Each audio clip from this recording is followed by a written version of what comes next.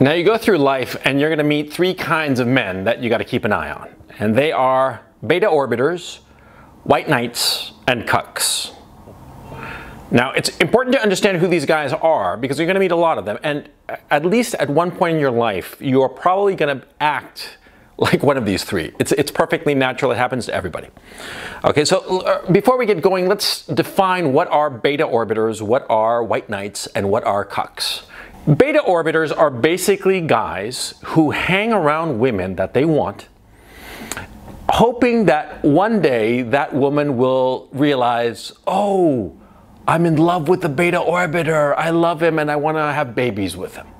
That's their hope, their desire, their dream, their daydream, you know, the thing that they jerk off to the most, okay? Now, that's a beta orbiter.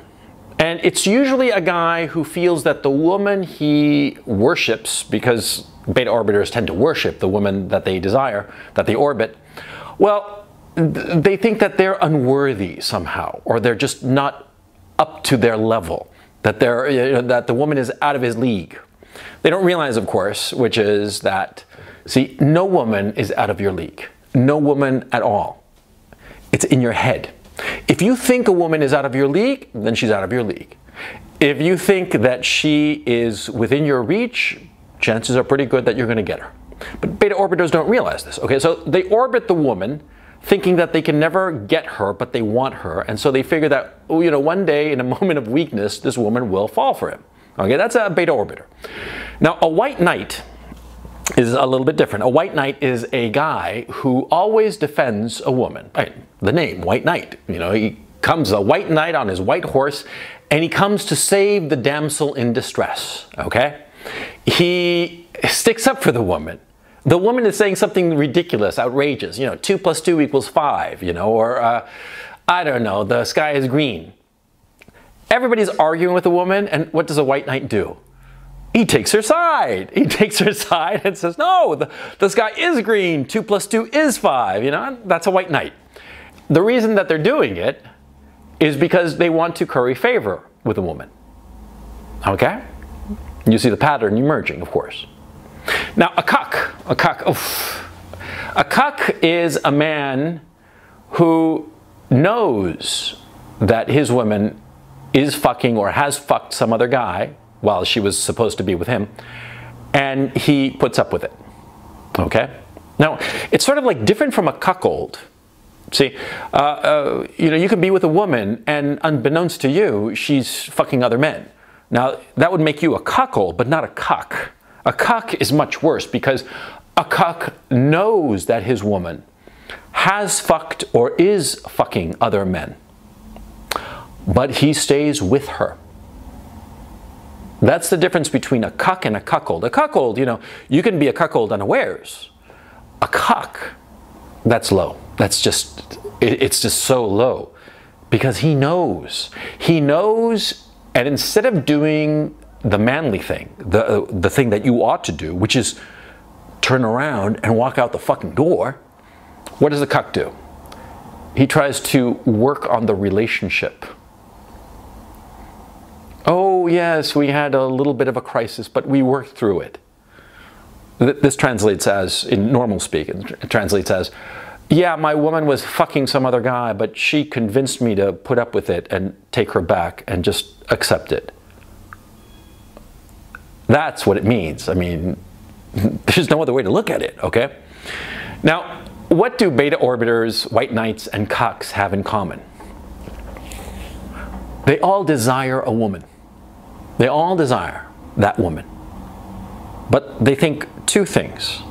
They think, number one, they will never find somebody as good as her.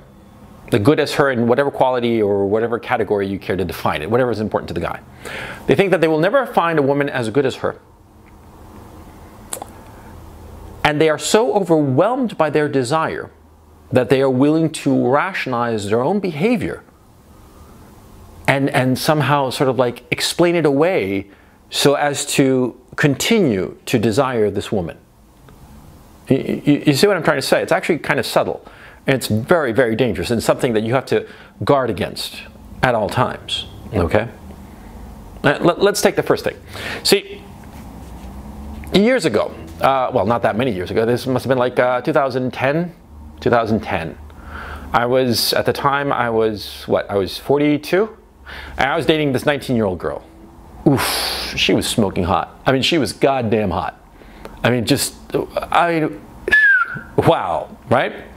19, tight. She was sort of petite. I mean, I tend to like tall girls, but she was sort of petite, you know, like I'd say about 5'2", something like that, 5'2", 5'3". She was smoking hot. I mean, just unbelievable, right?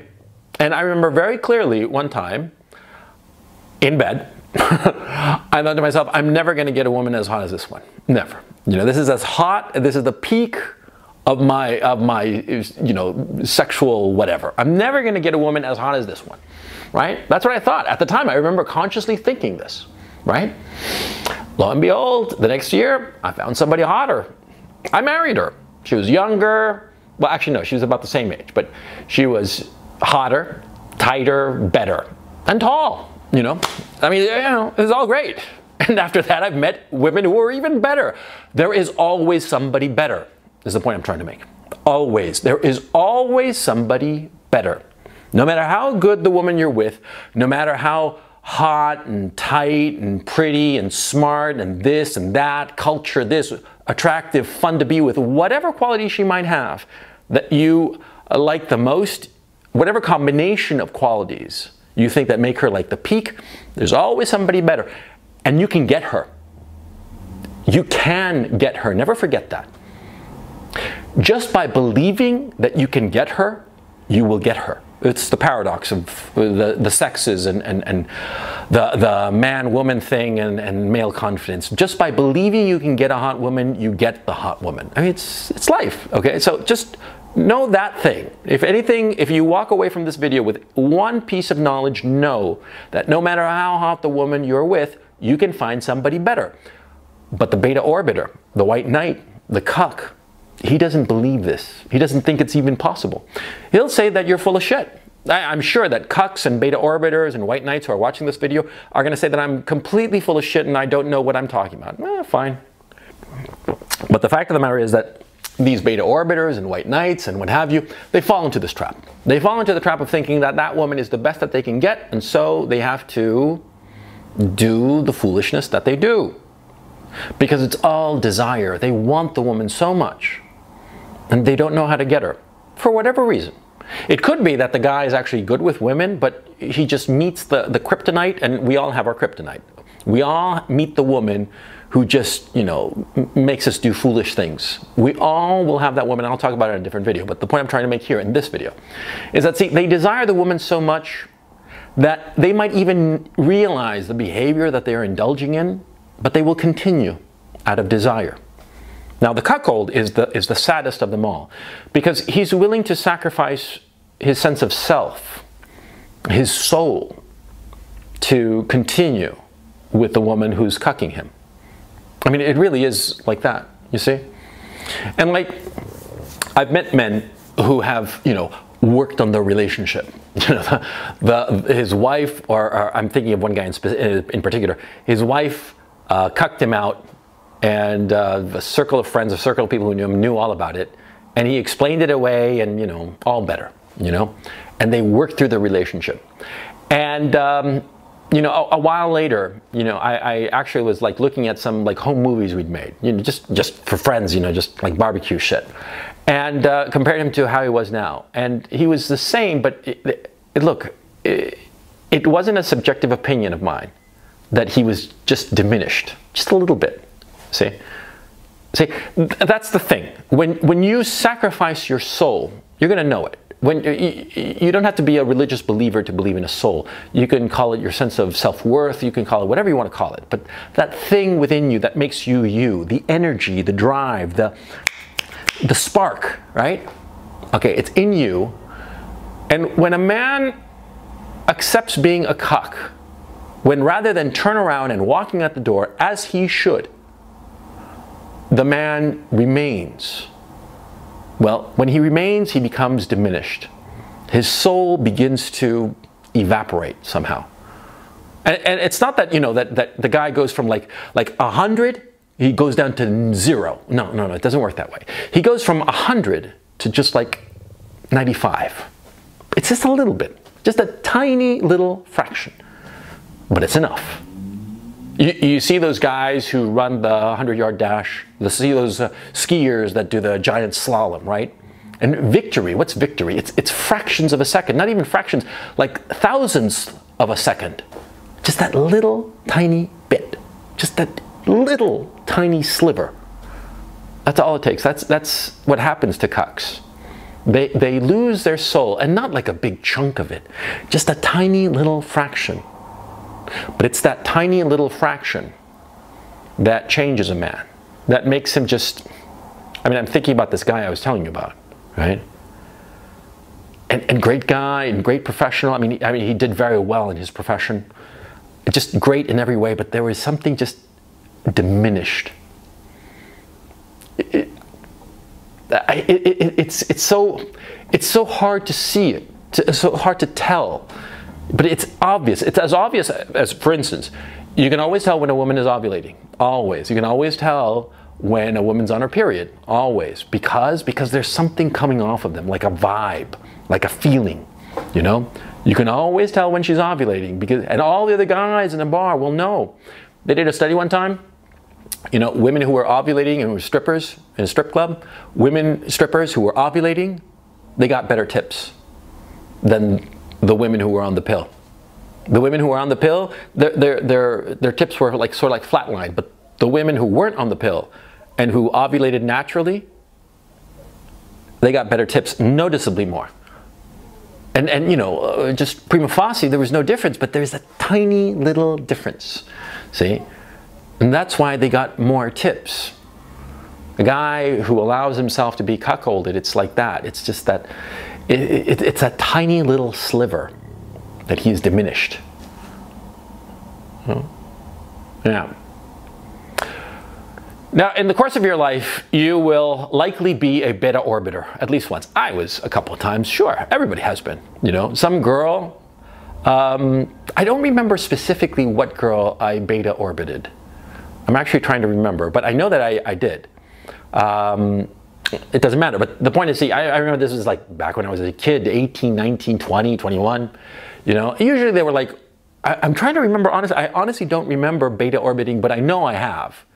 And I know I lost interest, because that's how I am. I tend to lose interest. If I'm not getting what I want, I sort of like, you know, loiter a bit and then wander off and do something else, right? But we all go through that period. We all go through that period of wanting some woman, and it just doesn't work out. It just doesn't work. She doesn't want us. Yeah, okay? Later, she'll want us. Later, when, you know, her opportunities for getting a good man have narrowed because she's getting older, then she'll want the beta orbiter. But not when she's young, not in her 20s, early 20s, forget it. She'll have the beta orbiter just for kicks, but she's not going to fuck him. She's not going to be with him, you know?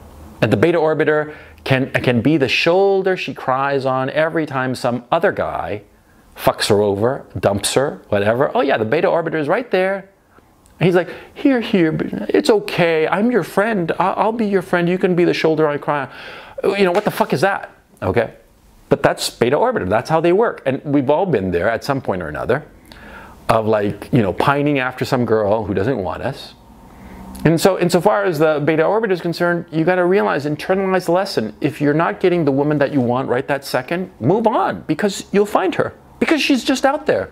There are billions of women out there. You'll find one, no problem, okay?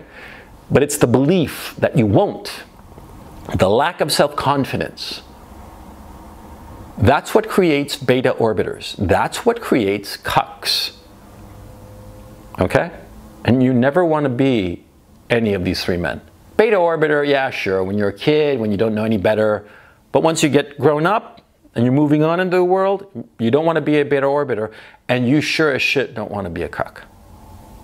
Okay? Because there is a reason that no man can respect a cuck. Okay? No man can respect a cuck, because we know at bottom that there is a weakness to him. And a lot of people think that you're born strong. No. You're not born strong. You're born as weak as the next man. It's practice. It's endurance. It's working out. I'm not talking about working out in terms of lifting weights. I'm talking working out your soul. The willingness to leave a bad woman behind will strengthen you. Remaining with a bad woman will weaken you. Okay? Okay. Okay, I don't have anything more to say.